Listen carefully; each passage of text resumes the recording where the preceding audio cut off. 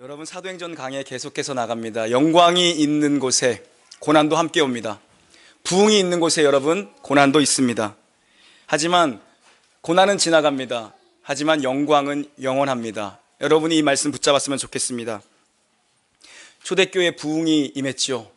12명으로 시작했습니다. 그런데 120명으로 부흥했습니다. 그리고 그 120명은 3,000명이 되었고 그 120명은 5,000명이 되어버렸습니다. 그런데 그 놀라운 기적과 함께 초대교회의 첫 번째 시련이 그들에게 찾아왔습니다. 교회도 언제나 이런 영적 공격에 놓여 있게 되어 있습니다. 여러분, 특별히 언제 교회가 영적 공격에 놓입니까? 여러분, 잠들어 있는 사람은 건들지 않습니다. 호흡이 끊어진 사람은 건들지 않습니다. 생명이 있는 곳, 태동이 있는 곳에는 반드시 사단도 공격한다라는 것입니다. 인생은 투트랙입니다. 좋은 일만 있을 수 없고 나쁜 일만 있을 수 없습니다. 좋은 일도 있고 때로는 좋지 않아 보이는 일도 있을 수 없습니다.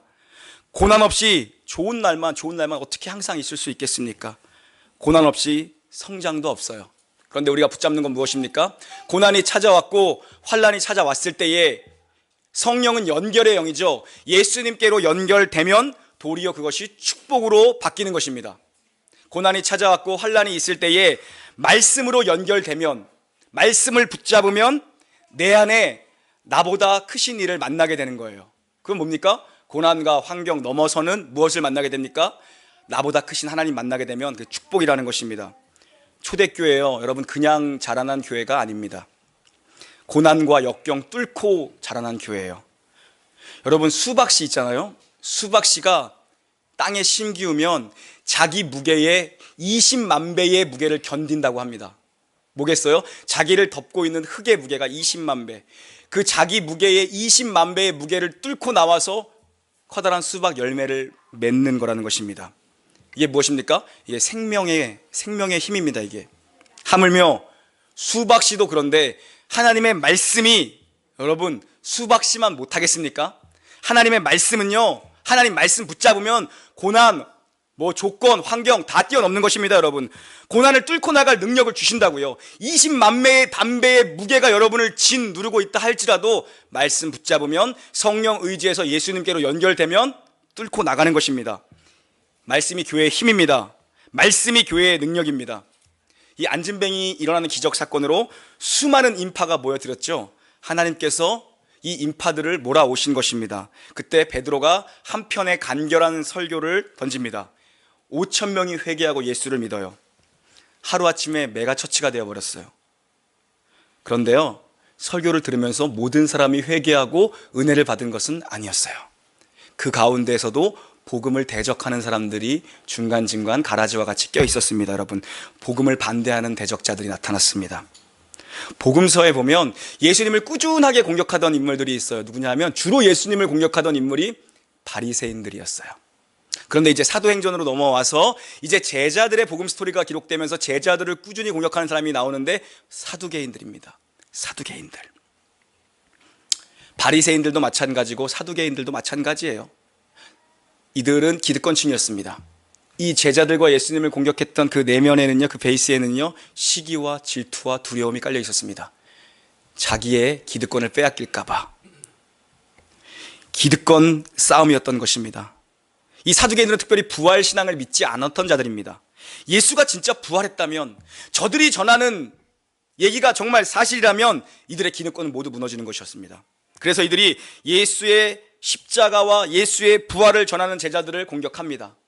그런데 베드로가 이들 앞에서도 거침없이 메시지를 선포합니다. 이들 앞에서도 주눅들지 않아요. 사람 눈치를 보지 않습니다. 여러분, 성령이 충만하면요, 사람에 대한 두려움을 뛰어넘습니다. 환경에 대한, 조건에 대한, 눈앞의 문제에 대한 두려움을 뛰어넘습니다.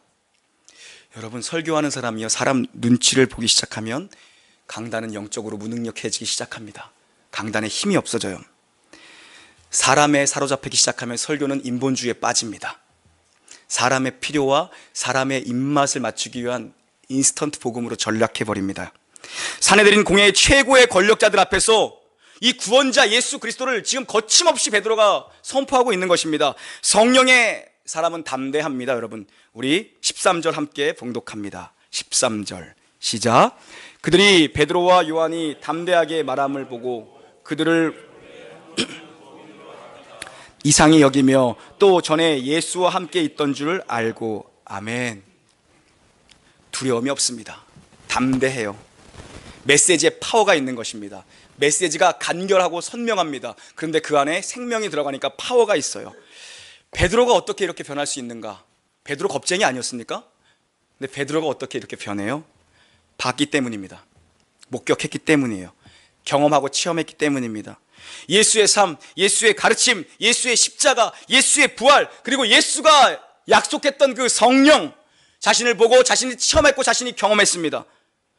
여러분, 본 사람과 못 본 사람은요, 증언하는 일에 있어서 하늘과 땅 차이입니다. 본 사람은 무섭게 증언합니다. 무섭게 쏟아내요. 본 사람은 어려워도 갑니다. 짓눌려도 뚫고 나가는 겁니다. 본 사람은 힘들어도 간다고요. 그게 본 사람입니다. 이게 본 사람은 말에 힘이 달라요. 파워가 있는 거죠. 베드로가 자기가 경험한 진실을 그대로 쏟아내고 있는 것입니다. 그대로요.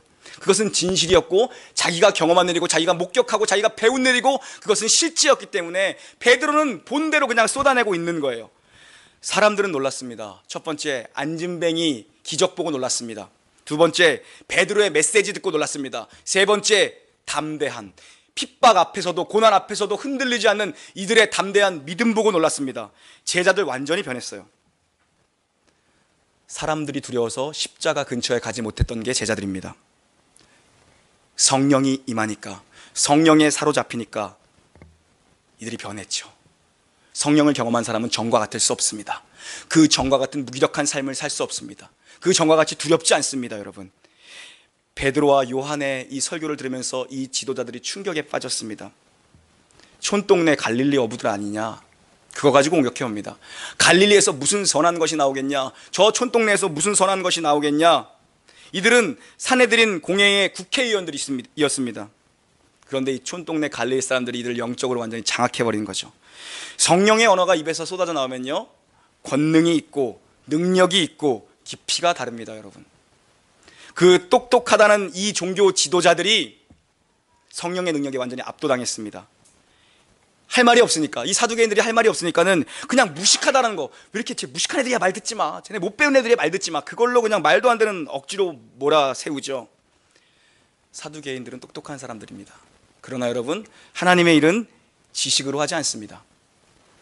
이 사람들은 종교 지도자들입니다. 그러나 여러분, 하나님의 일은 자리로 하는 것이 아니고 직분으로 하지 않습니다.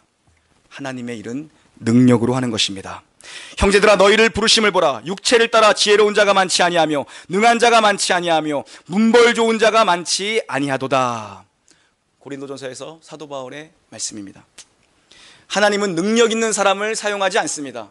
하나님은 누굴 사용합니까? 하나님이 사용하는 사람이 능력 있는 사람이 되는 겁니다. 여러분, 하나님은 문벌 좋은 사람을 사용하지 않습니다. 하나님이 사용하는 사람이 능력 있는 사람이 되는 겁니다. 여러분, 그런데 교회 다니는 많은 사람들이요, 세상 사람들과 너무 같은 길을 가려고 합니다. 너무 세상 사람들이 가는 그 길을 그대로 따라가려고 합니다. 그래서 우리는 너무 학벌을 따지기 시작했습니다. 너무 우리는 스펙을 따지기 시작했습니다.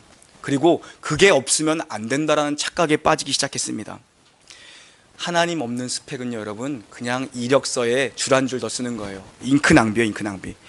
하나님 없는 지식은요, 그냥 자기 자랑용이에요. 교만이라고요. 체계적으로 공부하고 준비하고 열심을 내는 것은 당연한 것이고 필요한 것입니다. 그런데 그 위에 사명이 부어져야 됩니다. 사명이 부어져야 연결이 되는 것입니다. 하나님의 능력이 부어져야 사명으로 연결되는 거죠. 능력이 베드로에게 임하니까 베드로가 담대하게 사명 감당하잖아요. 여러분, 본문을 자세히 들여다보면요, 담대한 인생, 베드로 담대했죠. 요한 담대했죠. 또 한 명의 담대한 변화된 인생이 나옵니다. 14절 함께 봉독합니다. 시작.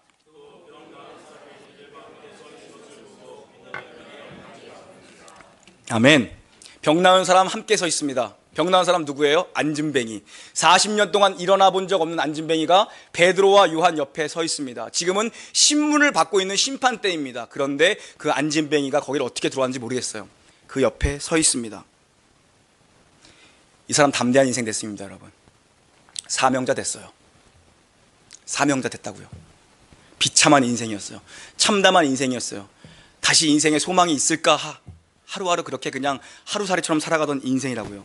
그런데 이 사람이 지금 초대교회 최고의 탑 리더십 베드로와 요한 옆에 서 있습니다. 베드로가 서 있는 곳은 어디입니까? 영광의 자리입니까? 그것은 고난의 자리였습니다. 그것은 심판, 신문, 고난의 자리에 함께 서 있습니다. 함께 고난당하겠다는 거예요. 어떻게 이럴 수 있어요, 여러분? 영광을 받기 때문에 그래요. 이 사람도 받잖아요. 영광이 자기 것 됐잖아요. 예수의 이름으로 일어났잖아요, 이 사람이요. 영광 보면 생명 걸어요, 여러분. 영광 보면요, 못 갈 것 같아요. 그냥 가버린다고요. 아까운 게 없다고요, 영광 보면. 교회에 고난이 오고 교회에 어려움이 찾아오면 자기도 어려워질까봐 도망가버린 사람이 너무나도 많습니다, 여러분. 안진뱅이가 고난당하는 지도자 옆에 서 있습니다. 함께 이 고난을 감당하겠다는 것입니다. 여러분, 좋을 때나 힘들 때나 교회와 함께 서 있는 사람이 되시길 바랍니다. 이 사람이 사명자예요, 사명자.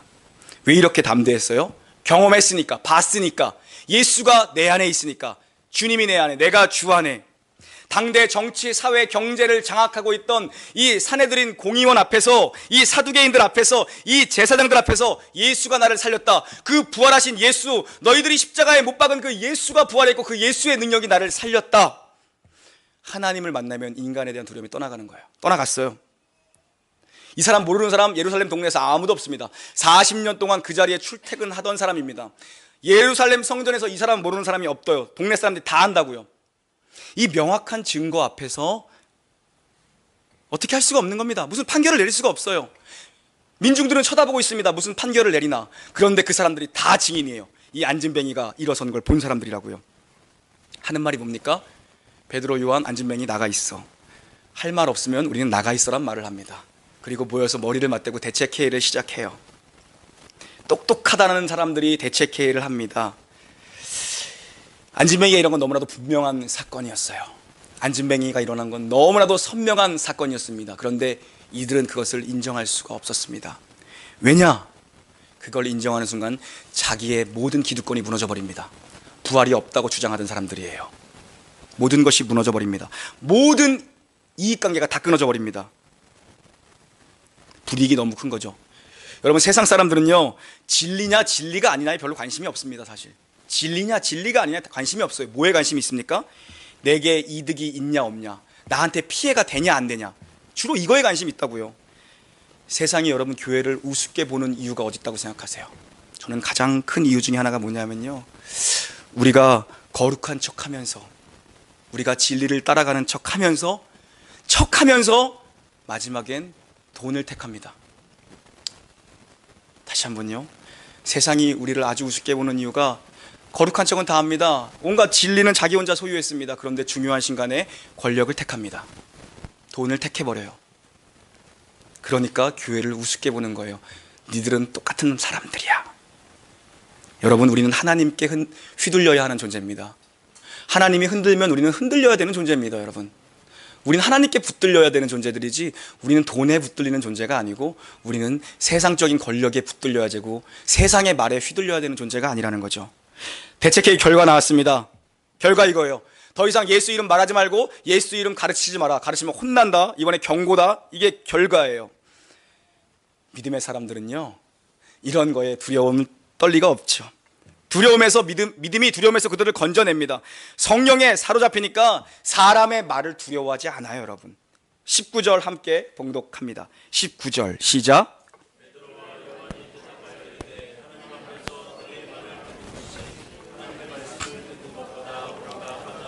아멘. 너희들이 한번 스스로 판단해봐라. 하나님의 말씀이 있다. 그리고 너희의 말이 있다. 사람의 말이 있다. 세상의 말이 있다. 그리고 하나님의 진리의 말씀이 있다. 어떤 것이 하나님 앞에서 정직하게 판단해봐라. 어떤 것이 옳은 것이냐. 판단해보라는 것은 영적인 분별력을 분별해봐라. 여러분, 세상의 지도자들은요, 어디에 주목합니까?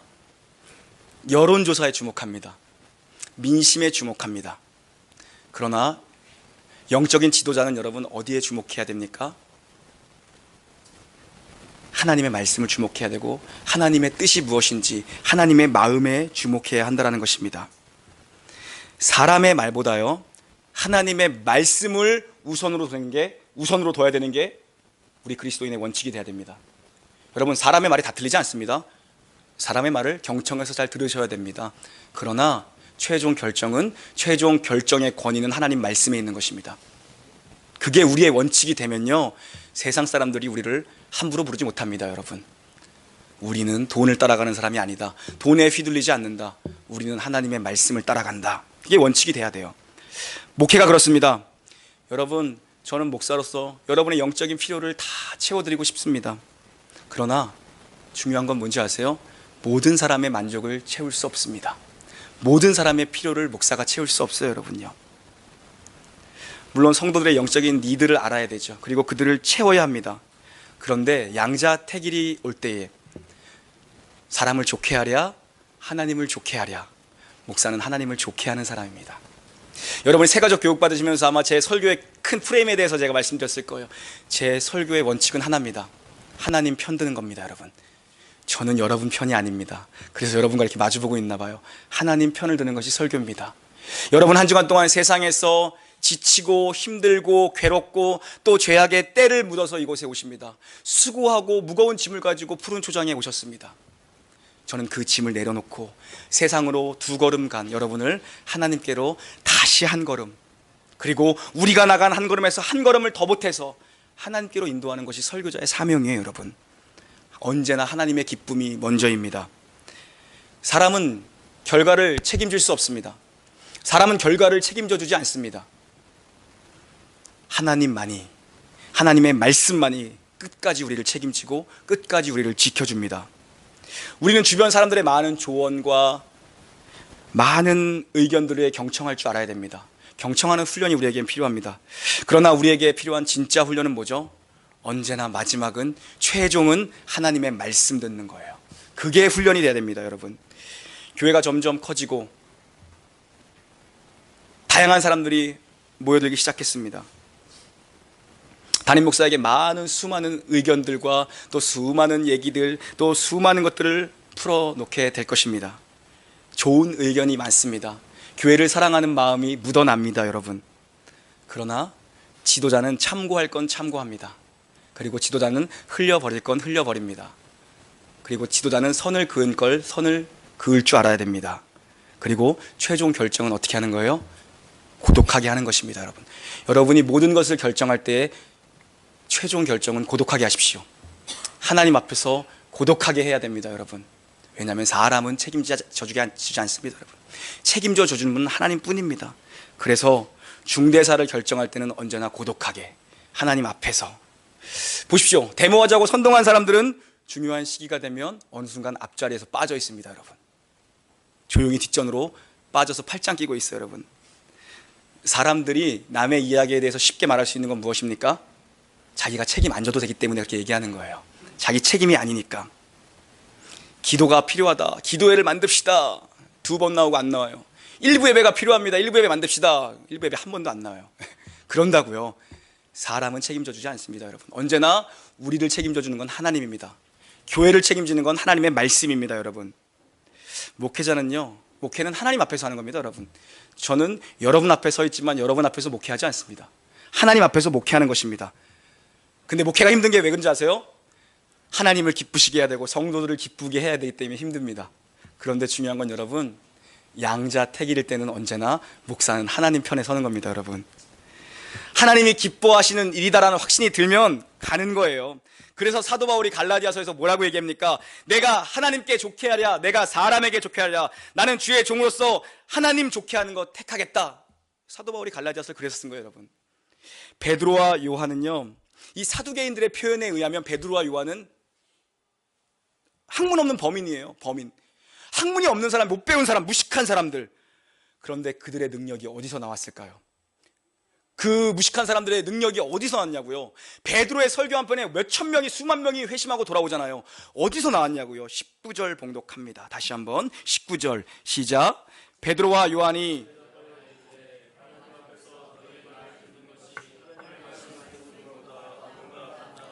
아멘. 능력이 어디서 나와요? 단어 하나 나오죠? 하나님 앞에서.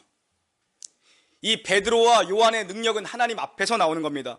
이 사람들이 지금 서 있는 곳은 핍박자들 앞이 아니라 하나님 앞이라는 거예요. 사람 앞에 서 있는 게 아니라 하나님 앞에서 말씀을 한번 들어보자. 하나님 앞에 서 있으면 두려울 게 없습니다, 여러분. 이게 증인의 자격이에요. 하나님 앞에 서 있는 것. 라틴어로 뭐죠? 코람데오. 이게 목회의 유일한 자격이에요. 이게 전도자의 자격입니다. 전도가 안 되는 건 뭐 때문에 안 됩니까, 여러분? 우리가 하나님 앞에 서 있지 않기 때문입니다. 하나님 앞에서 우리가 살지 못하기 때문이에요. 하나님 앞에서 살고 있는 사람과 사람 앞에서 살고 있는 사람의 결말은 여러분 하늘과 땅 차이일 것입니다. 성령 받은 제자들이요, 하나님 앞에서 사니까 두려움 없어요. 거침없는 전도자가 됩니다. 요셉도 마찬가지잖아요. 요셉, 그 고난과 그 역경 속에서 좀 살만하니까 유혹까지 찾아오잖아요. 여자가 달려듭니다. 그때 요셉이 뭐라고 하면서 도망갑니까? 하나님 앞에서 내가 어찌 득죄하리요. 하나님 앞에서 그 어려서부터 진짜 온갖 고난은 다 겪었는데 하나님 앞에서 사니까 유혹을 물리치고 고난을 이겨내고 하나님께서 초스피드로 어디에 세우십니까? 바로 앞에 세웁니다. 바로 앞에서 주눅 들어요? 세계 최고의 권력자 앞에서 주눅 들어요? 안 들어요. 하나님 앞에서 사니까 하나님이 초고속으로 그냥 보내신 거라고요. 때가 되니까. 사람 앞에 서 있으면 우리는 평생 발목 잡혀 있습니다. 묶여 있습니다. 그러나 하나님 앞에 서 있으면 여러분의 환경이 어떠하건, 무엇이 여러분을 짓누르고 있던, 무엇이 여러분의 과거와 여러분의 상처가 여러분의 발목을 잡을 수 없습니다. 하나님 앞에 서 있으면 자유롭게 날 수 있습니다, 여러분. 하나님이 판단하실 것이다, 하나님이 다 보고 계신다, 그 믿음이 있으면 담대하게 가는 겁니다. 그냥 가는 거예요. 하나님의 백성들이 해야 할 일이 무엇입니까? 그래서 하나님을 기쁘시게 하는 것, 그게 뭔지를 고민해야 돼요. 하나님을 기쁘시게 하는 것, 하나님을 좋게 하는 일, 하나님이 원하시는 일이 무엇일까? 하나님 앞에서 사는 사람들은 점점 영적으로 흘러가게 되어 있습니다. 영적으로요. 그런데요, 사람 앞에서 사는 사람들은 점점 물질적으로 흘러가게 되어 있습니다. 물적으로 흘러가게 되어 있습니다, 여러분. 저와 여러분이, 우리 교회가 하나님 앞에서의 의식이 회복되기를 주님의 이름으로 축원합니다. 여러분, 이렇게 하나님 앞에서 사는 사람들은요, 그 안에 불이 있습니다. 불덩어리가 있어요. 불덩어리요. 불이 있는 사람은 연결시킵니다. 그 불덩어리를 사명으로 연결시킵니다. 불을 다른 사람에게 전하는 거예요. 20절 봉독합니다. 시작. 아멘. 하나님의 불을 가지고 있는 사람은 숨길 수가 없습니다. 그 불의 메시지를 가지고 있는 사람은 메시지를 숨길 수 없습니다. 메시지를 가슴에 품고 사는 사람들입니다. 불은 번져야 합니다, 여러분. 가슴에 꺼지지 않는 불이 있어요. 나를 위한 것은 오래 참습니다. 그러나 하나님을 위한 것은 참지 못하는 믿음, 사명으로 연결되는 믿음입니다. 하나님 앞에서 사는 사람들은요, 사명 가지고 세상으로 뛰어나갑니다, 여러분. 말할 수 있을 때 여러분 담대히 말하십시오. 다시 한번요, 말할 수 있을 때 담대히 말하십시오, 여러분. 누군가에게 여러분이 마지막 기회일 수 있습니다. 그리고 여러분에게도 오늘이 마지막 기회일 수 있습니다. 말할 수 있을 때 말을 해야 합니다, 여러분. 할 수 있는 대로 여러분의 예수님을 말하십시오. 여러분의 예수님을 말하십시오. 가정에서, 직장에서, 만나는 많은 사람들에게 여러분의 예수님을 말하십시오. 내 안에 진실을 증언하면 됩니다. 뭐가 논리가 필요하고 뭐가 필요하겠습니까? 내 안에 예수님, 성령의 말하게 하심을 따라 주님께서 할 말을 붙여주십니다, 여러분. 사도들이 전한 이 복음이 왜 메시지에 힘이 있고 파워풀한 줄 아십니까? 경험한 것이기 때문에 그래요. 풍문으로 듣지 않았습니다.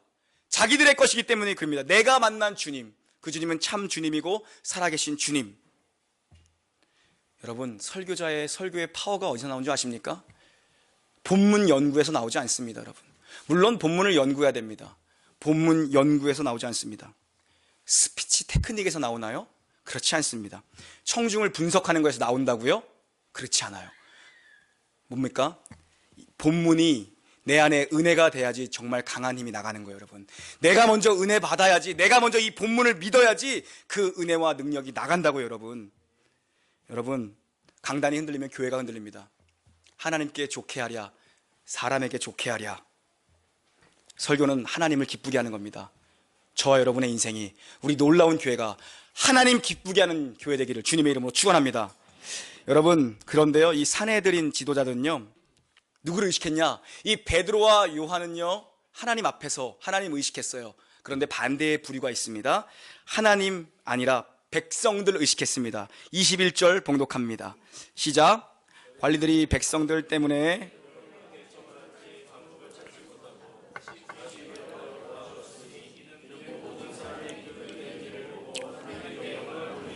아멘. 아무리 대책을 세우고 머리를 짜내도 방법이 없죠. 하나님께서 닫으시면 열 자가 없습니다. 하나님이 여시면 닫을 자가 없습니다. 하나님을 두려워해야 되는 종교 지도자들이 사람을 여론조사를 두려워했습니다. 그래서 오늘 본문의 이 표현을 보면 예루살렘에 사는 모든 사람들이 백성들 때문에 이런 표현이 몇 번 반복해서 후렴구처럼 나옵니다. 그래서 그들은 손바닥으로 하늘을 가리는 결론을 낸 거죠. 그렇게 하지 마. 다음에 또 하면 진짜 잡혀가. 두려울 수가 없겠죠. 사두개인들은요, 그들의 관심은요, 부활도 아니고 기적도 아니었어요. 그들의 관심은 뭐였습니까? 그냥 자기 이익, 자기 기득권, 자기 자리 지키는 게 목적이었어요. 어떻게 하면 사람한테 인정받을 수 있을까? 어떻게 하면 지지율이 좀 올라갈까? 어떻게 하면 한 해 더 이 자리에서 버틸 수 있을까? 사람 앞에 사는 인생들입니다. 초조하죠. 사람들의 반응에 따라서. 이런 사람들은요, 여러분, 나보다 좀 잘난 사람 만나면 주눅 들어가지고 비굴해집니다. 나보다 잘난 사람이 없다고 생각하는 데 가면 교만해집니다. 이래가지고는요, 하나님 앞에 쓰임을 받을 수가 없습니다. 이래가지고는 하나님 앞에서 살아야 하나님 앞에 쓰임 받고 하나님의 영광을 드러냅니다. 성령의 역사는 언제나 하나님께 영광을 돌리는 것으로 마무리되어집니다. 22절 봉독합니다. 시작. 아멘.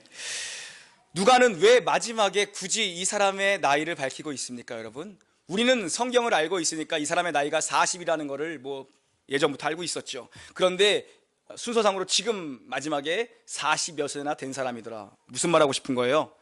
불치병이었다라는 거예요. 의학이 손댈 수 없는 기적이 일어났다. 하나님의 능력은 온전하고 하나님의 능력은 완벽하고 하나님 전능하다. 이거 진짜 하나님이 하신 거다. 그 부활하신 예수의 이름의 능력이 이 사람을 일으킨 것이다. 그 얘기를 의사인 누가가 마지막에 다시 한번 반복하면서 이 사건을 일단락지고 있는 것입니다. 여러분, 제자들에게 십자가는 두려운 것이었습니다. 제자들은 십자가 지는 것을 두려워했어요. 십자가 앞에서 예수님 버리고 도망쳤습니다. 그지만 그들이 변했죠. 그들의 설교만 변했습니까? 아니에요. 그들의 삶이 변한 것입니다. 이들은 사람을 좋게 하려던 자들이었습니다. 이 제자들도요, 사람을 좋게 하려던 자들이었어요. 여기서 사람이라는 것은요, 남들만 얘기하는 것이 아닙니다. 자기 자신입니다. 자기 자신을 좋게 하려고 살던 사람들이 바로 제자들이었어요. 그래서 무슨 얘기예요? 하나님, 나중에 영광의 왕으로 오시면 저를 꼭 우편에, 좌편에 앉아주십시오. 자기가 잘 되고 자기의 이익과 자기의 유익과, 이 사람들도 그 자리 싸움하던 사람들이었습니다. 자기의 만족을 구하던 사람들이었어요. 여기서 사람이라는 것은 자기 자신도 포함합니다. 여러분, 하나님이 우리에게 원하시는 것의 대부분은요, 편한 것, 넓은 것, 좋은 것 아니에요. 하나님이 우리에게 원하시는 대부분은 여러분 좁은 길입니다. 십자가의 길입니다. 하나님 우리에게 진짜 원하시는 건요, 우리가 좁은 길 가기를, 십자가의 길 가기를, 어려워도 예수 붙잡고 가기를, 어려워도 말씀 붙잡고 이겨내기를. 하나님 보통 이 길 원하신다고요. 그런데 우리는 거의 응답받았다고 하면 항상 거의 좁은 길이에요. 좁은 길. 그게 어디서 선명하게 보여집니까? 선명하게 어디서 보여져? 그 청년들 보면 그래요. 청년들 다 기도 응답 받았는데 결국에는 다 예쁜 여자랑 결혼하는 게 기도 응답이고, 여자들은 좋은 직장, 삼성 다니는 남자랑 결혼하는 게 기도 응답이고. 물론 그럴 수 있어요. 그럴 수 있다고요. 그런데 하나님이 원하시는 건 기도 응답 받았다고 맨날 다 큰 교회로 몰려가고 그렇지 않아요. 하나님이 원하시는 건 언제나 좁은 길, 십자가의 길, 남들이 가지 않는 길. 그 진짜 하나님 원하시는 그 길이 거의 99%예요. 근데 우리는 그 반대로 여기려고 하죠. 하나님은 고난의 길 걸어가기 원하십니다. 자기 자신의 유익과 만족을 위해 이익을 쫓던 자들도 제자들, 그런 아이들이 변했습니다. 사람을 좋게 하던, 자기 자신을 좋게 하던 자리에서 누구를 좋게 하는 자로 변합니까? 하나님을 좋게 하는 자가 됩니다. 사람의 말을 두려워하면 이런 담대함이 나올 수 없습니다. 하나님 앞에서 살아야 이런 담대함과 힘이 나오는 것입니다. 내 안에 계신 하나님, 그분이 나보다 크다. 하나님, 내가 가진 믿음이라고 하는 것보다 크신 분이다. 내 믿음보다 하나님이 크신 분이고 내 안에 계신 분이 내 안에 계시지만 나보다 크신 분이다. 이 믿음이 있으면 담대해지는 것입니다. 베드로와 이 제자들 요한이요, 여러분 생각해 보세요. 지금 이 메시지 계속 전하면요, 경고 하나 받았어요. 계속 전하면 십자가 져야 된다는 거 알았어요. 왜요? 그들의 스승인 예수가 이 말하다가 하나님의 큰일 말하다가 죽은 걸 그들이 눈으로 목격했습니다. 그런데도 전하잖아요. 뭡니까? 보면 목숨 걸고 가는 거예요, 여러분. 그래서 우리는 죽을 수는 있어도 멈출 수는 없습니다. 사명자는요, 죽을 수는 있어도 멈출 수는 없는 거예요. 생명을 발견하면요, 그냥 가는 거죠. 왜요? 하나님이 책임져 줄 거니까. 이 죽음의 끝에 영광의 길, 하나님이 우리를 두 팔 벌려 기다리고 계시니까 그냥 가는 거예요. 그런데 가다가 중지고 탈 수는 없습니다. 멈출 수는 없습니다, 여러분. 성령이 임하니까 보고 들은 것을 말하지 않을 수 없는 불이 그 안에 있습니다. 2000년 전의 십자가와 부활이 나와 도대체 무슨 상관인가? 성령께서 우리가 그것을 보고 듣고 느끼게 우리 가운데 임하셨고, 우리로 하여금 말씀을 깨닫게 하시고, 그것이 나의 2000년 전에 예수 그리스도가 나의 예수가 되게 하셨습니다. 사랑하는 여러분, 말할 수 있을 때 담대하게 하십시오. 말할 수 있을 때 말하십시오. 누군가에게 여러분이 마지막일 수 있습니다. 그리고 여러분에게 오늘이 마지막일 수 있습니다. 우리는 연약합니다, 여러분. 우리는 학문 없는 범인들 같은 자들입니다. 우리는 무식한 자들입니다. 우리는 질그릇과 같은 자들입니다. 하지만 하나님은 금그릇이나 은그릇보다 질그릇을 기뻐 사용하시길 원합니다. 왜 그렇습니까? 질그릇은 너무나도 연약해서 진리의 빛이 질그릇에 비치면 그 안에 무엇이 담겼는지 보이기 때문입니다. 질그릇이 깨어지면 그 안에 있는 보물이 보입니다. 바로 내 안에 계시니 예수 그리스도가 보이기 때문에 하나님은 우리처럼 연약한 질그릇을 사용하시길 원하신다는 것입니다. 하나님 앞에서 사십시오. 그러면 두려울 게 없습니다. 여러분, 육신의 질병도 두렵지 않습니다. 여러분, 사업의 문제도, 경제적인 문제도 두렵지 않습니다. 여러분의 눈앞에 여러분 발목 잡고 있는 상처의 문제도 두려움이 없습니다. 하나님 앞에서 사시는 자들에게 담대한 능력이 임하기를 우리 주 예수 그리스도 이름으로 축원합니다. 아멘.